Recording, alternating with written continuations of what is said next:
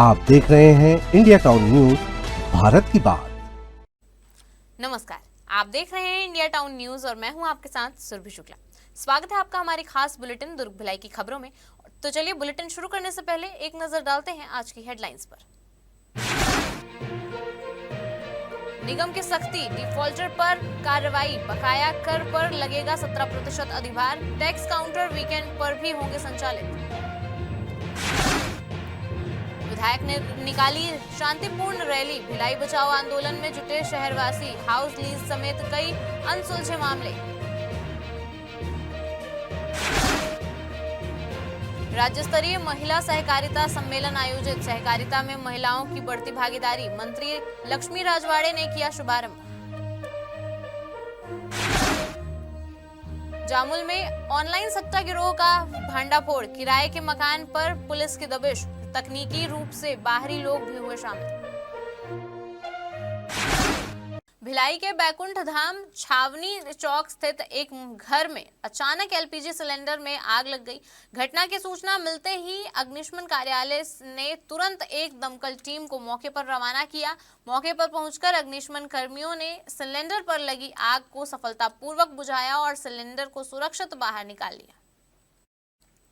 फिलहाल आग लगने का कारण अज्ञात बताया जा रहा है और इसकी जांच पुलिस द्वारा की जा रही है। जिला सेनानी एवं जिला अग्निशमन अधिकारी नागेंद्र कुमार सिंह ने बताया कि घटना की सूचना मिलते ही अग्निशमन दल तत्काल रवाना किया गया। टीम में महेंद्र चंदेल, भीषम शशांक, रामनाथ कुर्रे और प्रवीण सिन्हा शामिल थे। उन्होंने समय पर घटनास्थल पर पहुंचकर बड़ी दुर्घटना टलने में महत्वपूर्ण भूमिका निभाई, जिससे घटनास्थल पर किसी को कोई चोट नहीं आई।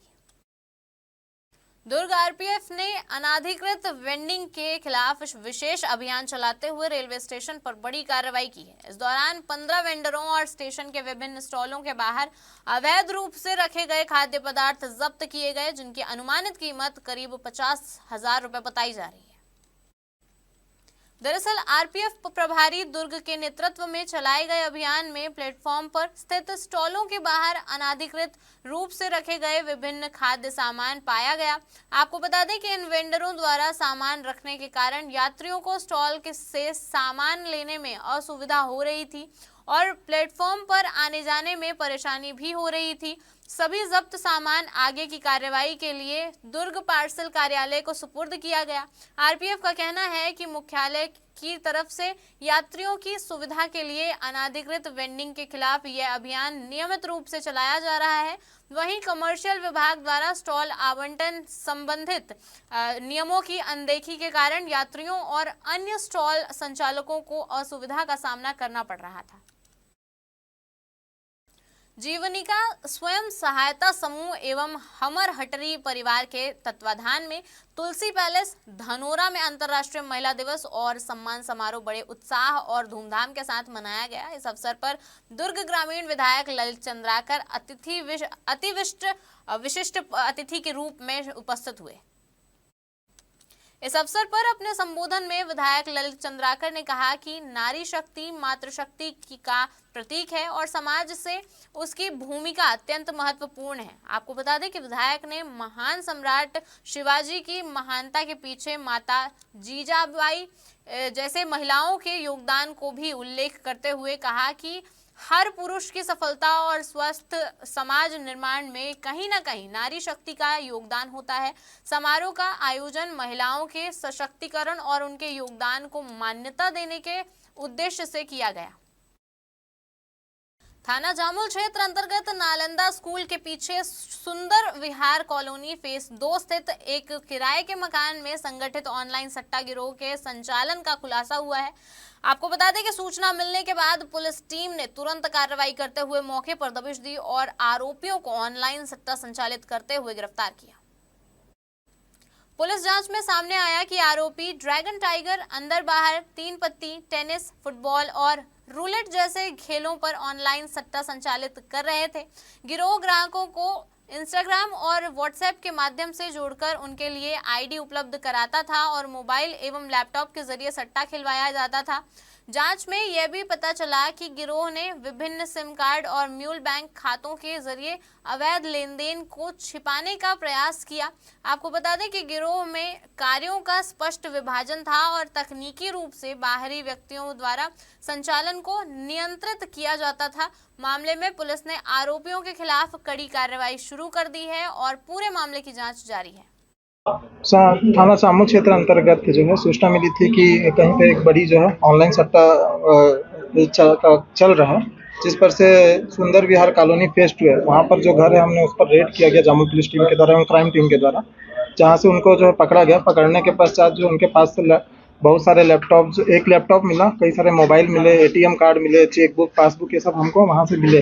पूछताछ करने पर पता चला कि जो लोटस 365 ऐप है उसके अंदर में कई सारे गेम हैं, जैसे ड्रैगन टाइगर, अंदर बाहर, 3 पत्ती, रूलेट, टेनिस, फुटबॉल, ये सब गेम है। उन गेमों के माध्यम से क्या पैसा जो है ग्राहकों से पैसा लिया जाता था और हार दाव वहाँ पे लगाया जाता था, जीत हार का, और उसी के बेसिस पे जो है वो पैसा कमाया जाता था।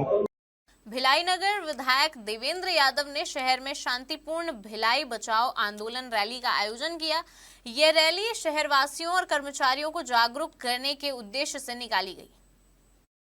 विधायक ने कहा कि इससे पहले भी उन्होंने भिलाई में 5 से 6 दिन का सत्याग्रह आंदोलन किया था। उस समय भिलाई स्टील प्लांट प्रबंधन ने कई मुद्दों पर आश्वासन दिया था, लेकिन आज तक उसे पूरा नहीं किया गया। इन मुद्दों में सेक्टर 9 हॉस्पिटल का निजीकरण, मैत्री बाग का निजीकरण और हाउस लीज जैसे कई अन्य महत्वपूर्ण मामले शामिल थे। देवेंद्र यादव ने कहा कि शासन और बीएसपी प्रबंधन ने पहले निजीकरण नहीं करने का वादा किया था, लेकिन वादे को अमल में नहीं लाया गया। इसीलिए आज फिर से रैली निकालकर प्रबंधन को चेतावनी दी गई है कि कर्मचारियों और जनता के हितों की अनदेखी बर्दाश्त नहीं की जाएगी। देखिए, भिलाई शहर की जो बसाहट है उसको खत्म करने के लिए योजनाबद्ध तरीके से बीएसपी प्रबंधन नई स्कीम्स के द्वारा लोगों के घर खाली कराने और जो यहाँ पर व्यापार व्यवसाय चल रहा है उसको खत्म करने का काम कर रही है। इस सब को देखते हुए हम लोगों ने पिछले समय भिलाई सत्याग्रह आंदोलन किया था, जिसकी सफलता हमको मिली और जो सेक्टर 9 अस्पताल मैत्री बाग, इसको प्राइवेट हाथों में जाने से भिलाई की जनता ने बचाया। उस समय बीएसपी प्रबंधन से जो बातें हुई थी, जो वादे उन्होंने किए थे, उसमें उन्होंने स्पष्ट किया था कि यहाँ के व्यापार को बचाए रखने के लिए रजिस्ट्री शुल्क जो ज़्यादा अत्यधिक लिया जा रहा है उसको कम किया जाएगा और साथ ही साथ जो यहाँ पर रिटेंशन स्कीम से जुड़ा हुआ विषय है उसको भी समाधान किया जाएगा। सहकार भारती द्वारा आयोजित राज्य स्तरीय महिला सहकारिता सम्मेलन में महिलाओं की आर्थिक आजादी और उनकी भागीदारी को लेकर नई संभावनाओं पर चर्चा की गई। इस सम्मेलन में भाजपा महिला मोर्चा की कार्यकर्ताओं सहित प्रदेश भर से सहकारिता के क्षेत्र में सक्रिय महिलाओं ने हिस्सा लिया। कार्यक्रम की मुख्य अतिथि महिला एवं बाल विकास मंत्री लक्ष्मी राजवाड़े रहीं, जिन्होंने सम्मेलन का शुभारंभ किया। अपने संबोधन में मंत्री लक्ष्मी राजवाड़े ने कहा कि सहकारिता अब केवल पुरुषों तक सीमित नहीं है, बल्कि महिलाएं भी इस क्षेत्र में अपने मजबूत भागीदारी निभाते हुए समाज को नई दिशा दे रही हैं। सम्मेलन के दौरान महिलाओं के आर्थिक सशक्तिकरण, स्वरोजगार और सहकारिता के विस्तार जैसे विषयों पर विस्तार से चर्चा हुई। कार्यक्रम के बाद मीडिया से बातचीत करते हुए मंत्री लक्ष्मी राजवाड़े ने राज्य सरकार की एक नई पहल की जानकारी दी। उन्होंने बताया कि आत्मसमर्पण कर मुख्यधारा में लौटी महिला नक्सलियों के पुनर्वास और उन्हें सम्मानजनक जीवन देने के उद्देश्य से लक्ष्मी सखी मिलेट कार्ट योजना शुरू की गई है। आपको बता दें कि इस योजना का मुख्य उद्देश्य ऐसी महिलाओं को आर्थिक रूप से आत्मनिर्भर बनाना है जिन्होंने हिंसा का रास्ता छोड़कर समाज में नई शुरुआत की है।